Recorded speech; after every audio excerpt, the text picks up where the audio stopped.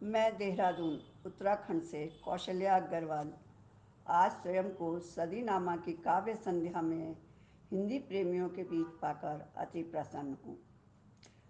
बहन निशा सिंह जी ने मुझे सदीनामा की साप्ताहिक ऑनलाइन काव्य गोष्ठी में अपनी रचना प्रस्तुत करने का अवसर प्रदान किया। इसके लिए मैं उनकी आभारी हूँ। प्रस्तुत है मेरी रचना मोरपंखी, जो मोरपंखी के एक वृक्ष के माध्यम से मानव के प्रकृति के साथ संबंधों को रेखांकित करती है। आशा है अपनी प्रतिक्रिया से अवगत कराएंगे। प्रस्तुत है मोरपंखी। मेरे आंगन में एक पेड़ लगा था, अगली मंजिल तक जो चढ़ा था, सब उसे मोरपंखी कहते थे। मैंने देखा कभी उस पर गौरैया अपना बसेरा किए रहती, कभी तोता मैना, कभी कौआ, और भी ना जाने कितने पक्षी उसकी पतली नामालूम सी पत्तियों वाली सुंदर शाखाओं की शीतल छां में आकर चहकते मचलते। दिन भर की थकान दूर कर ना जाने फिर कहाँ सोने चले जाते। मैंने देखा उस पर एक घोंसला भी था, फुदक फुदक, जहाँ चिड़िया आती, चींची कर बच्चों को दाना खिलाती, फिर धीरे धीरे उन्हें उड़ना सिखाती। उस पेड़ की खूबसूरत डालियाँ भी उनके साथ हिलमिल कर किल्लोल करती।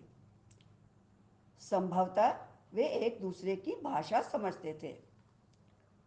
तभी तो भिन्न प्रकृति, भिन्न रूप, भिन्न रंग और भिन्न जाति के होते हुए भी यों परस्पर विहार करते। मैंने देखा मोरपंखी ने कभी उन्हें बोझ नहीं माना, अन्यथा उस पर भी तनाव के निशान होते। जबकि उस पर तो मैंने कभी फल भी नहीं लगते देखे। पक्षी फिर भी वहां आते और प्रेमालाप करते।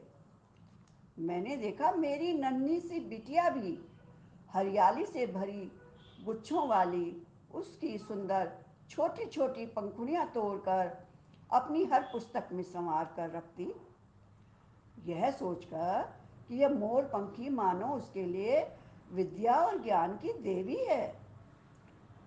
और तो और मैं भी उसके नन्हे पत्तों वाली हरे मोतियों से भरी टहनियों को फूलदान में सजाकर अपने गार्निश की शोभा बढ़ाती।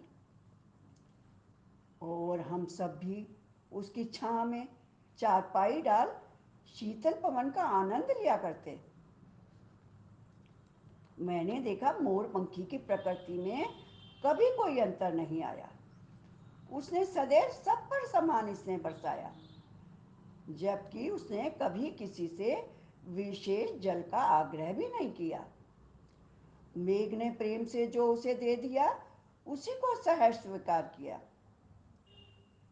किंतु एक दिन मेरी बिटिया रोती हुई मेरे पास आई और बोली, माँ, आज मकान मालिक को जाने क्या हुआ कि उसने अपने दफ्तर के अर्दली के हाथ में कुल्हाड़ी दे हुए प्यारा सा पेड़ कटवा दिया। मानो उस मोर पंखी ने कोई भारी अपराध कर दिया। यह सुन मेरा भी दिल भर आया, मानो कोई अपना बिछड़ गया। उसकी टूटी शाखाओं से लिपट लिपट उस दिन नन्ही बहुत रोई और उदास हो गई, मानो उसकी कोई प्यारी सी सहेली बिछड़ गई। पक्षी अब भी वहां आते, पंख फड़फड़ाते, आशियाना अपना तलाशते, किंतु शून्य पा निराश हो दूर कहीं उड़ जाते हैं। मेरी वह चारपाई भी कल तक जो मेरी थकान हरती थी, मोर पंखी की छत की छां को न पा ठूठ हो एक कोने में खड़ी हो गई। और हम सब भी छां के लिए कमरों के भीतर कैद हो गए, कमरों के भीतर कैद हो गए, कमरों के भीतर कैद हो गए।